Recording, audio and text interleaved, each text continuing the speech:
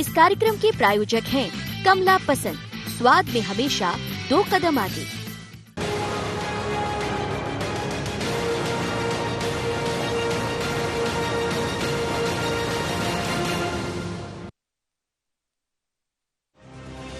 Cricket के मैदान में राहुल द्रविड़ भले ही मिस्टर भरोसेमंद कहलाते हों, लेकिन मध्य प्रदेश की सियासी पिच पर राहुल लोधी भरोसेमंद नहीं बन पाए। 28 उपचुनावों के लिए मतदान की तारीख नजदीक है। राजनीतिक दल जीत के लिए जोर लगा रहे हैं। ऐसे में दमोह से कांग्रेस विधायक राहुल लोधी ने कांग्रेस को अचानक ही एक तगड़ा झटका दे दिया। कांग्रेस के लिए मिस्टर भरोसेमंद होने का दावा करने वाले राहुल लोधी विकास के मुद्दे पर कांग्रेस से आउट हो गए। भाजपा का दामन थामते ही राहुल को क्षेत्र का विकास भी याद आ गया। पिछले 14 से 15 माह मैं कांग्रेस की सरकार में रहा और उन 14 माह में किसी भी प्रकार का विकास नहीं करा पाया। जितनी भी जन कल्याणकारी योजनाएं सारी रोकी पड़ी। सिंधिया के कांग्रेस छोड़ने के बाद मध्य प्रदेश कांग्रेस को ये 26वां झटका है। भाजपा कह रही है कि कांग्रेस में भगदड़ मची है और ऐसा ही रहा तो कमलनाथ जल्द ही 30 मार खां भी बन जाएंगे। जो कमलनाथ जी विधायकों से कहते थे चलो चलो, अब विधायक ही चल दिए। राहुल लोधी जी का जाना कमलनाथ जी का अक्षम नेतृत्व दर्शाता है। प्रदेश के अंदर अब कांग्रेस एक डूबता जहाज है, मैं पहले से कहता था, और अब इस कांग्रेस में कोई रहने वाला नहीं है।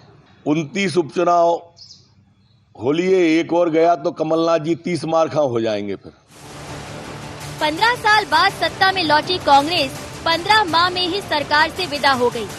सत्ता वापसी के लिए अब जनता की अदालत में लड़ाई लड़ी जा रही है। कांग्रेस के कप्तान कमलनाथ राहुल लोधी के कांग्रेस से आउट होने पर भाजपा को ही निशाने पर ले रहे हैं। 10 तारीख की इतनी चिंता और इतना डर लग रहा है, 10 तारीख जो जिस दिन गिनती होगी, कि वे फिर से बाजार में चल पड़े हैं कि जो मिल जाए उसे खरीद लो। एक विधायक कल गए हैं, मैं तो सोचता हूँ उससे बहुत बड़ा लाभ हुआ है कि ये लोगों को फिर से ये बात याद आ गई है किस प्रकार का सौदा कर रहे हैं। खेल और राजनीति दोनों अनिश्चितता से भरी रहती है। कौन कब अपना हो जाए और कब पराया, इसका अंदाजा लगा पाना नामुमकिन होता है। कांग्रेस को कमलनाथ की कप्तानी पर पूरा भरोसा था, लेकिन सबसे अनुभवी कप्तान की टीम ऐसे टूटेगी, इसका आभास तो किसी को नहीं था। अब देखना होगा कि मध्य प्रदेश की सियासी पिच पर कमलनाथ क्या कमाल दिखाते हैं। Bureau report, IND 24।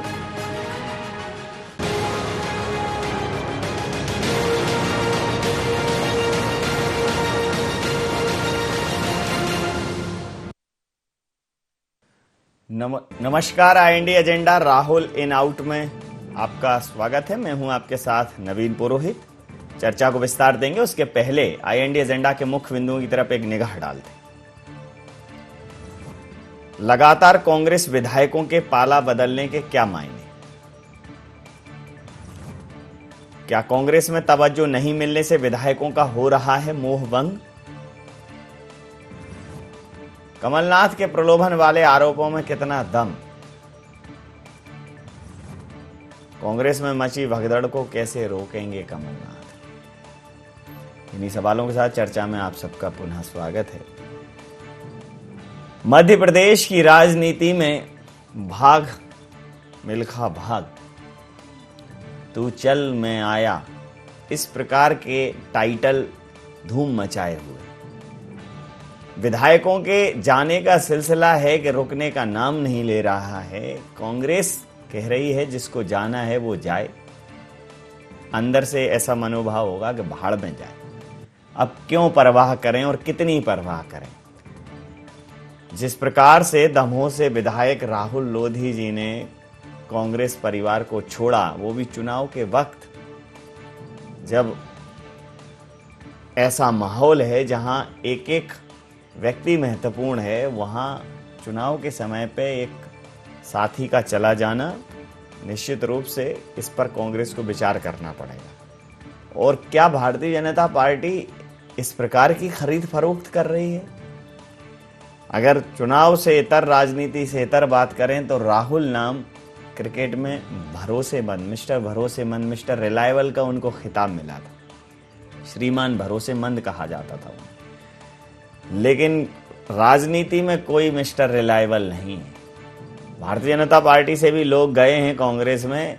राजनीति में रिलायबिलिटी या भरोसा या निश्चिंतता अब दूर की कौड़ी है। आज कमलनाथ जी ने एक प्रेस कॉन्फ्रेंस को संबोधित किया, पत्रकारों से बात की और कहा कि ये लोग खरीद रहे हैं, लेकिन मैं ना डरूंगा ना मैं झुकूंगा, और 3 तारीख को जनता बता देगी कि कमलनाथ क्या है। तो राहुल भारतीय जनता पार्टी में इन हुए हैं, क्या वो कांग्रेस और कमलनाथ को आउट करेंगे, या जो भारतीय जनता पार्टी में वो इन हुए हैं तो भारतीय जनता पार्टी आउट होगी? तो राहुल का आना किसके लिए इन पॉइंट बनेगा और किसके लिए आउट पॉइंट, ये देखना दिलचस्प रहेगा। इसी मुद्दे पर करेंगे चर्चा। हमारे साथ चर्चा में शामिल हैं नेहा बग्गा जी, मीडिया वार्ताकार हैं मध्य प्रदेश भारतीय जनता पार्टी की, दुर्गेश शर्मा जी वरिष्ठ प्रवक्ता हैं हमारे साथ कांग्रेस के, संदीप पौराणिक साहब वरिष्ठ पत्रकार हमारे साथ हैं। आप समस्त महानुभावों का बहुत बहुत स्वागत है। नेहा जी, बड़ा नेह बरस रहा है भारतीय जनता पार्टी में। लोग इतने अभिभूत हो रहे हैं कि पार्टियां छोड़ छोड़ के आ रहे हैं। इस स्नेह को बात की थी गृह मंत्री से, वो कह रहे थे हमारे स्नेह से, हमारे निश्चल प्रेम से, हमारी विचारधारा से बसीभूत होकर लोग खिंचे चले आ रहे हैं। तो लोग जो खिंचे चले आ रहे हैं, क्या मतलब उनको ऐसी कौन सी पट्टी पढ़ाई जा रही है? प्रवीण जी, सबसे पहले तो आईएनडी के व्यूअर्स को और आईएनडी की समस्त टीम को असत्य पर सत्य की विजय के पर्व विजयदशमी की बहुत बहुत शुभकामनाएं। अब आ जाते हैं आपके सवाल पे। तो इसमें देखिए बहुत सारे कॉन्टेक्स्ट हैं। एक तरफ प्रदेश के में अगर मुख्यमंत्री पद की बात आए तो मुख्यमंत्री के तौर पे कमलनाथ, प्रदेश अध्यक्ष बने तो वो कमलनाथ, नेता प्रतिपक्ष बने तो वो कमलनाथ। ये जो एक ही व्यक्ति के इर्द गिर्द 15 महीने पार्टी घूमी है, उसके बाद जो असंतोष बना है और कमलनाथ जी का जो रवैया रहा, एक उद्योगपति वाला, एक ट्विटर के माध्यम से ड्राइंग रूम पॉलिटिक्स करने वाला, कार्यकर्ताओं के बीच ना जाना, कार्यकर्ताओं को समय ना देना, विधायकों को समय ना देना, समय देना तो अपनी घड़ी देखना, और घड़ी देखने के बाद चलो चलो। तो सीधी सी बात है, जिस तरीके से अहंकार रवैया कमलनाथ जी ने अपनाया, जिस तरीके से उन्होंने हमेशा घमंड में चूर होकर अपने नेताओं से बात की, अपने विधायकों से बात की, और जनता के बीच में जो वो कभी नहीं पहुंचे, चाहे प्रदेश अध्यक्ष के तौर पे, चाहे मुख्यमंत्री के तौर पे। आप याद करिए, पिछले हफ्ते एक सागर में सभा की थी उन्होंने, और अपनी जवानी के कसीदे पढ़ रहे थे। बता रहे थे कि 35 साल के बाद वो उस कॉन्स्टिट्यूएंसी में आए हैं। जब ग्वालियर चंबल क्षेत्र में पहुंचे तो बताने लगे कि 15 माह के बाद आए हैं। छिंदवाड़ा गए तो छिंदवाड़ा में अपने ही पार्टी के एक विधायक को कहते हैं ये तो फोकट का विधायक है, नेता तो इसके पिताजी हुआ करते थे। इमरती देवी जो उनके कैबिनेट में ही मंत्री रही, उनके लिए जो आइटम शब्द का उपयोग किया, और ये लंबी लिस्ट है। माफी मांगने की जब बात आई तो अहंकार में अपने जो राष्ट्रीय अध्यक्ष हैं राहुल गांधी जी, उनकी बात को भी नकार गए। प्रतिक्रिया ले लेता हूँ। आपका जो संदर्भ है बड़ा विस्तृत है, मतलब अब जिस लिहाज से आपके पास शब्द संयोजन और सामग्री है, मुझे लगता है कि 30 मिनट थोड़ा कम पड़ेंगे तो 1 बाय 1 कर लेते हैं। दुर्गेश जी, अब प्रश्न पूछने की जरूरत नहीं है, नेहा जी ने इतने सारे प्रश्न खड़े कर दिए हैं, तो एक एक करके उनको प्रत्युत्तर मिल जाए तो मुझे लगता है कि जस्टिफाई होगा ये। नवीन जी, आज रावण का दहन हो रहा है। रावण ने एक गलती करी, आज तक उसका दहन हुआ है। इन्होंने अनेक गलतियां की। इनका क्या हश्र होगा, जनता इनका क्या हश्र करेगी, ये 10 तारीख को समझ में आ जाए। जिस तरीके से अभी नेहा जी पूरी लाइन से फहरिस्त से सवाल जवाब करने के लिए या शब्दों का चयन करके सुना रही थी, ऐसा बोला, ऐसा किया, वैसा किया, जनता पूछ रही किसी ने भी कैसा किया हो, पर आपने क्यों खरीदा? आपने क्यों मध्य प्रदेश को गद्दारों की मंडी में बदल दिया? दुर्गेश जी, पहले तो एक ही मध्य प्रदेश में। दुर्गेश जी, एक जी, छोटा सा नवीन जी, सवाल बोलिए। कर लूं। आजकल मतलब बिल्कुल। चिल्लाने की परंपरा से इतर वाला व्यक्ति हूं, इसलिए पूछ के सवाल करता हूं कि ये जो खरीदा शब्द कहते हैं आप, बोलिए। इसका प्रमाण है? प्रमाण? जी बिल्कुल नवीन जी है। 14 मंत्री हैं मंत्रिमंडल में जो विधायक नहीं है।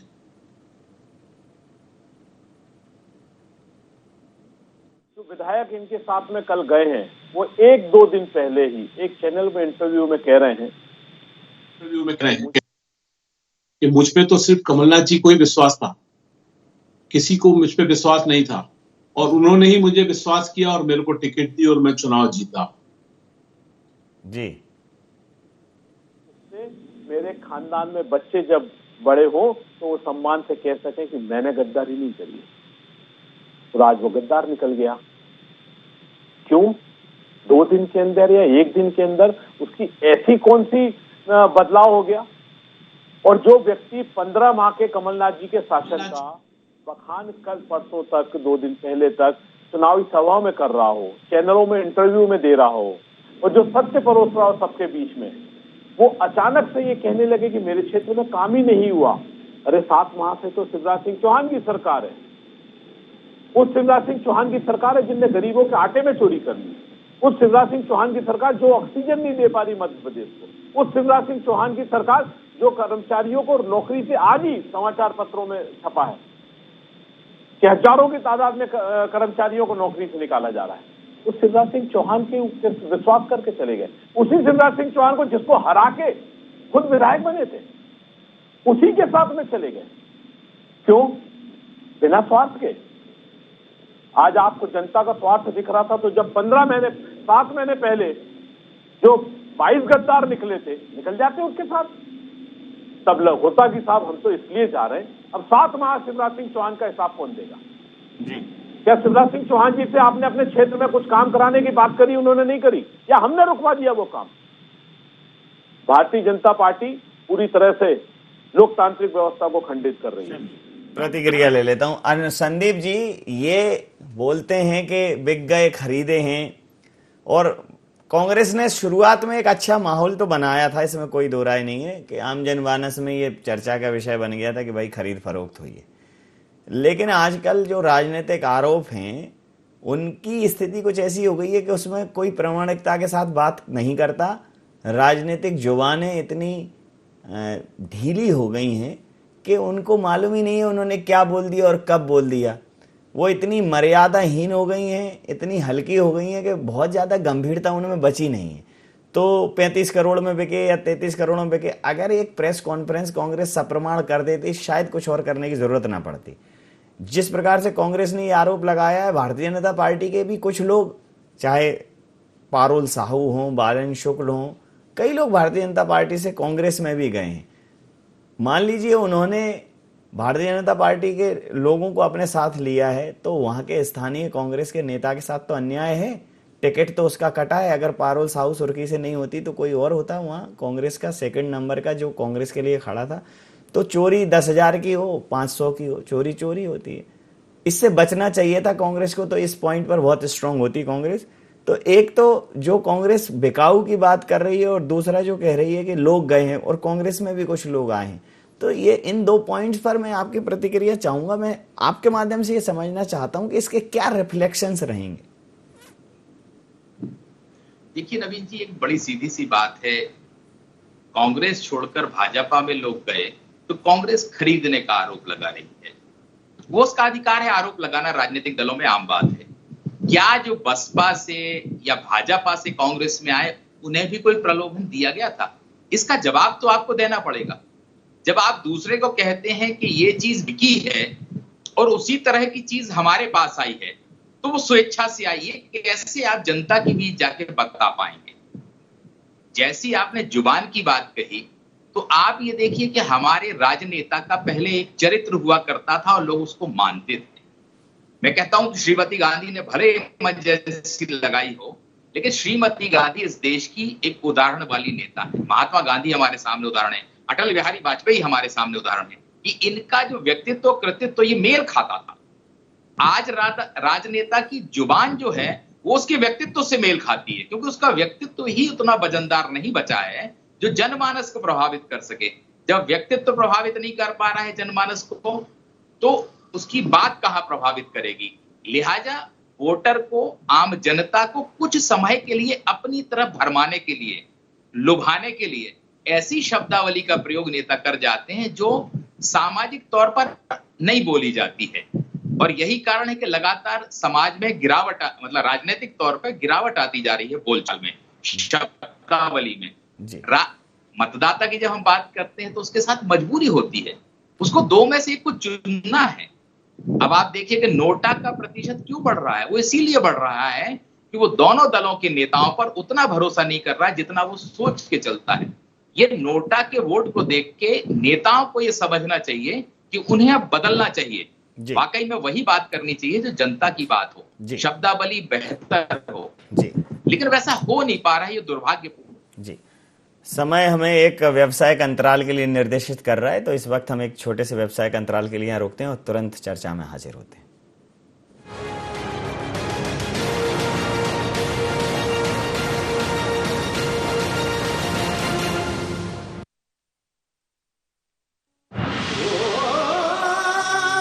कोई खास है, कोई बात है, कमला पसंद। जीते दुनिया हर बाजी जीते, हर अदा में शाही अंदाज है। कमला पसंद पान मसाला, शाही स्वाद, शाही अंदाज, स्वाद में हमेशा दो कदम आगे। मंजिलें हों चाहे जितने, पर राह सबकी एक। डॉक्टर सीवी रमन यूनिवर्सिटी, करगी रोड, कोटा, बिलासपुर।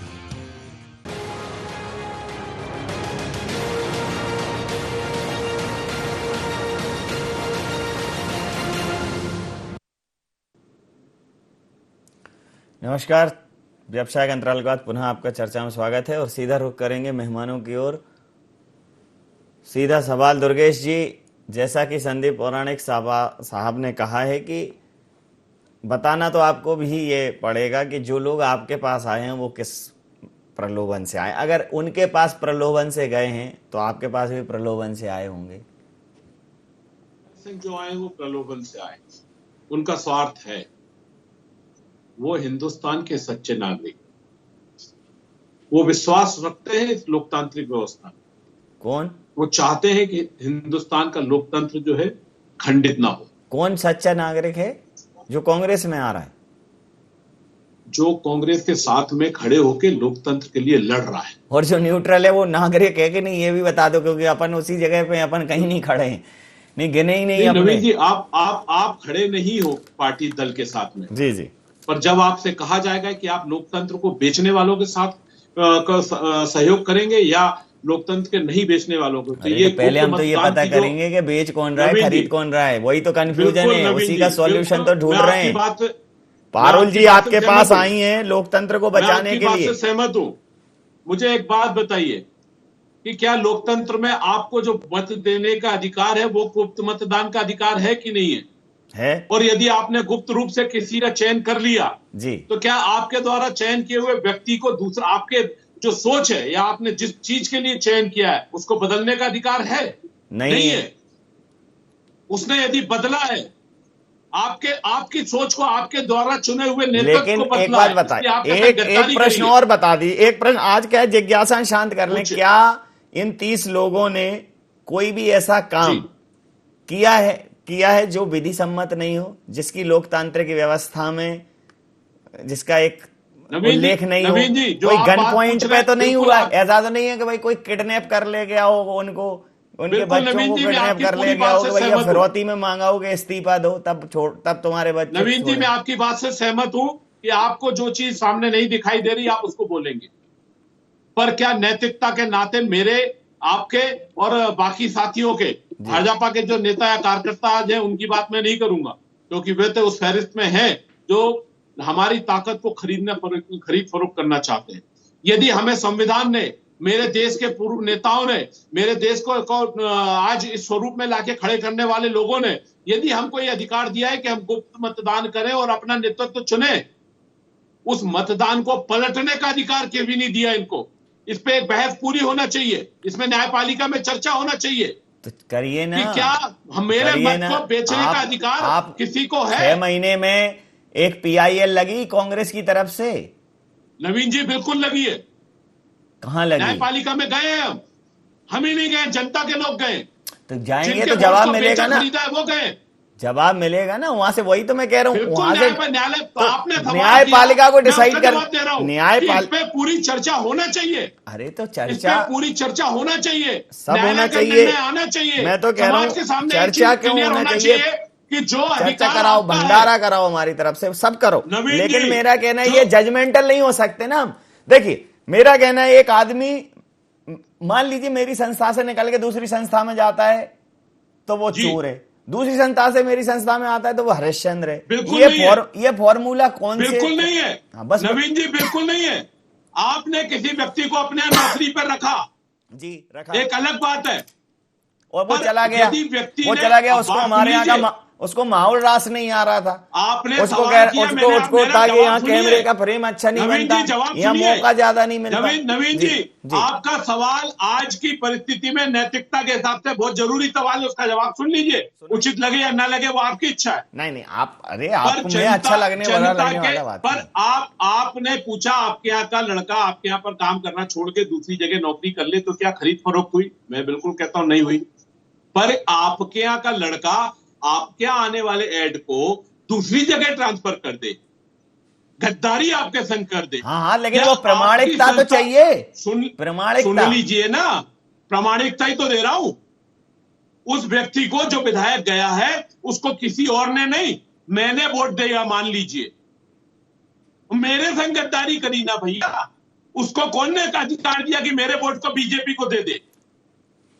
चलिए, आपकी बात लोकतांत्रिक व्यवस्था में मुझे गुप्त मतदान देने का अधिकार यदि मिला है और मैंने मत आपको दिया है तो आपको कौन ने अधिकार दिया कि आप अब मैं राजनीति के माहौल का, दुर्गेश जी के हवाले कर दिया। राजनीति के माहौल का मैं थोड़ा मूढ़मती व्यक्ति हूँ, थोड़ा कम समझ में आती है। मैं तो पूछूंगा संदीप पौराणिक जी से, जैसे मुझे परिस्थिति बस आप उस तरह की बात कर रहे हो। नहीं मैं किसी तरह की बात कह रहा हूँ। अरे सुनो तो, नहीं मैं बात कह रहा हूँ, मैं ये कह रहा हूँ कि मुझे अरे मेरी बात तो सुन लीजिए। मेरी जो बुद्धि है, मेरी भाषण नहीं है, अच्छा चल रहा है, थोड़ा बुद्धि समझ रहे हैं, बुद्धि विवेक में मेरे में नहीं आया। तो मैं क्या है, जैसे कई बार क्या होता है, जो टीचर पढ़ाता है ना उसकी बात समझ में नहीं आती तो हेडमास्टर से पूछ लेते। तो यहाँ हेडमास्टर है संदीप जी, मैं पूछ लूंगा उनसे कि ये आप ठीक कह रहे हो। पूछ लीजिएगा। मैं अब नेहा जी उकता गई हैं जी। अच्छा बोलने वाले को थोड़ा सामने वाले का बोलना सहन नहीं होता जी। बोलिए नवीन जी, देखिए इनकी जो सिलेक्टिव आउटरीच है ना, ये राजस्थान में जब बसपा के विधायकों का समर्थन लेते हैं तब नहीं बताते कितने में खरीद के लाए। जब ये सेंट्रल में सत्ता से खसकते हैं तो हमेशा स्टेट्स में इनकी परिस्थितियां दिखाई देती हैं। ये नहीं बताते शीला दीक्षित अगर इनकी पार्टी छोड़ के गई थी तो बिकाऊ थी या टिकाऊ थी। ये नहीं बताते प्रणब दास छोड़ के गए थे तो बिकाऊ थे या टिकाऊ थे। ये नहीं बताते शरद पवार छोड़ के गए थे तो बिकाऊ थे या टिकाऊ थे। आज जो यहाँ पे मध्य प्रदेश में परिस्थितियां बन गई है, इसमें एक बात बिल्कुल तय हो गई है कि जो कमलनाथ जी के अहंकार की नीतियां हैं, आज का जो युवा है, आज का जो जनप्रतिनिधि है, वो इनके अहंकार कभी भी नहीं देख पाएगा। कभी भी वो ये बर्दाश्त नहीं करेगा कि एक इस प्रकार से तिरस्कार लगातार करते हैं। और भैया थोड़ा सा आराम से बीपी हाई हो जाएगा, सत्य सुनने का थोड़ा सा आप आदत डालिए। इससे क्या होता है, बीपी फ्लक्चुएट होता है, ये 3 तारीख के बाद काम आएगा। कांग्रेस पार्टी के अंदर, कांग्रेस पार्टी आराम से भाई साहब, आराम से संगठन के अंदर जो राहुल गांधी कंट्रोल होता है, कंट्रोल करने का। देखिए ये मतलब इस टाइप की जब चर्चाएं होती है तो मुझे वो एक डायलॉग याद आता है, कंट्रोल होता है कंट्रोल। मेरे को भी लगता है वन भाई। अरे मेरी बात दुर्गेश जी सुन लीजिए ना, आपकी बात सुनी थी ना, सुन लीजिए। आप इतने अच्छे प्रवक्ता हैं, इतने धैर्य, आप इतने धैर्य और गंभीरता से सुनने वाले प्रवक्ता, आप मत करिए दुर्गेश जी। सुन तो अरे तो रेफरेंस दे रही है, इनका भी पूछ लेंगे। सुन तो लीजिए दुर्गेश जी, सुन लीजिए।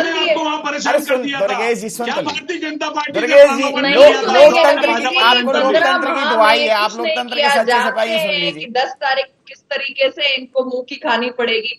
नवीन जी, कांग्रेस पार्टी के अंदर आपके समय में अरे लोकतांत्रिक व्यवस्था बोलने दीजिए ना सर। लोकतंत्र खतरे में आ रहा है, लोकतंत्र खतरे में आ रहा है। आप थोड़ा सा धैर्य रखिए और मुझे बोलने का मौका दीजिए। लोकतंत्र की हत्या आप डिबेट में मत करिए। आप लोकतंत्र की हत्या डिबेट में ना करिए, मुझे मौका दीजिए बोलने का। इस तरीके से लोकतंत्र खतरे में आ जाएगा। नवीन जी, कांग्रेस पार्टी के अंदर सिर्फ एक ही टिकाऊ है, कांग्रेस पार्टी के अंदर दुर्गेश जी चर्चा खराब हो जाती है, मान जाइए। तो लोकतंत्र की हत्या करते हैं ये लोग, बोलने नहीं दे रहे हैं। अरे आजकल तो चैनल ऐसा होता है कि चैनल में जिस प्रकार की चर्चाएं हो रही है, मुझे तो लगता है लोकतंत्र के चक्कर में किसी की हत्या नहीं हो जाए, वही नहीं हो जाए ऑन द स्पॉट, जिससे साथ की चर्चाएं हो रही है। कांग्रेस पार्टी के अंदर एक लोकतंत्र की तो बात की बाद में होगी। और जब तक कांग्रेस पार्टी डूब नहीं जाती, ये दिग्विजय सिंह जो टिकाऊ है ये छोड़कर नहीं जाएंगे।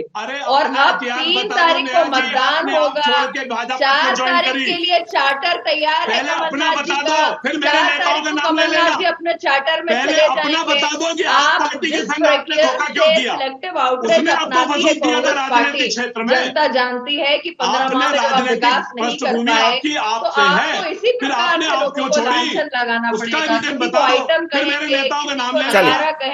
प्रतिक्रिया के साथ चर्चा समाप्त करूंगा। संदीप जी ये एक शब्द जो आया है सिलेक्टिव आउटरीच, मतलब वही परिस्थिति, वही कार्य, वही समय, वही लगभग समान, और दोनों की परिभाषाएं अलग अलग। इस सिलेक्टिव आउटरीच, इस पर्टिकुलर टाइटल को आप ही डिफाइन करिए सर। देखिए, राजनीति में यही तो हो रहा है कि हम जो करें वो सही और दूसरा जो करे वो गलत। जिस दिन राजनेता ये मान लेगा कि हमने जो किया गलत किया, वो गलत था, दूसरे ने जो गलत किया गलत था, उस दिन राजनीति में आपको साफ सुथरी चीजें सुनने मिल जाएंगी, राजनीति बेहतर हो जाएगी, भाषा सुधर जाएगी। लेकिन दिक्कत यह है कि जो सिलेक्टिव वाली बात है ना, कि जो हमारे अनुकूल है वो हमने चुन ली और उसे हमने सच ठहरा दिया, और जो हमने किया, जैसा भी दुर्गेश जी कह रहे थे, मेरे को कोई आपत्ति नहीं है, वैसा नहीं, वो ये कह रहे थे लोकतंत्र बचाने की बात। बीजेपी भी यही कहती है कि लोकतंत्र बचाने के लिए, प्रदेश को बचाने के लिए कांग्रेस छोड़ के लोग भाजपा में आ गए। सवाल यह है कि जो जनता है उसे आप कैसे समझाएंगे, कैसे बताएंगे कि वाकई में जो हमारे पास लोग आए हैं वो सही लोग हैं, जो कांग्रेस छोड़ के बीजेपी में गए हैं वो गलत लोग हैं। बिल्कुल ठीक कहा आपने सर, जब तक बिल्कुल ठीक कहा। बहुत माफी के साथ समय के अंतिम विकल्प पर पहुंच गए। आज चर्चा का कुछ माहौल ऐसा रहा कि समय के अंतिम चरण में पहुंच गए। तो जो आपने बिल्कुल ठीक कहा कि कैसे आप ये बताएंगे कि कौन सही है कौन गलत, जनता को कैसे समझा पाएंगे, सिलेक्टिव नरेशन को कैसे डिफाइन करेंगे। समय सीमा के चलते मैं ये चर्चाएं समाप्त कर रहा हूं। आप समस्त महानुभावों का बहुत बहुत धन्यवाद, बहुत बहुत आभार। तो मध्य प्रदेश की राजनीति में एक परंपरा है कि कड़वा कड़वा गप और मीठा मीठा थू, जो मैं करूं वो सही, जो तुम करो वो गलत। समय, परिस्थितियां, देशकाल भले ही समान हो, लेकिन एक ही प्रकार के कृत्य के लिए परिभाषाएं असमान हैं। तो लोकतंत्र का सिपाही कौन? भारतीय जनता पार्टी कह रही है जो हमारे पास आए हैं वो त्यागी, वीर, बलिदानी हैं, उन्होंने अपना सब कुछ छोड़ा है और जनता की अदालत में आए हैं लोकतंत्र की रक्षा के लिए। कांग्रेस कह रही है अगर लोकतंत्र बचाना है तो कांग्रेस को चुनो, और जनता लगातार ये सोच रही है अगर लोकतंत्र बचाना है तो चुनो ही मत। इसलिए नोटा का प्रतिशत बढ़ रहा है, और जिस दिन जनता को ठीक विकल्प मिल जाएगा उस दिन शायद इस देश की राजनीति और राजनेताओं को समझ में आएगा कि वैकल्पिक व्यवस्था का अभाव है, वरना जनता का कुछ दूसरा ही भाव है। IND एजेंडा में इतना ही। आप बने रहिए IND 24 के साथ और देखते रहिए IND 24। नमस्कार।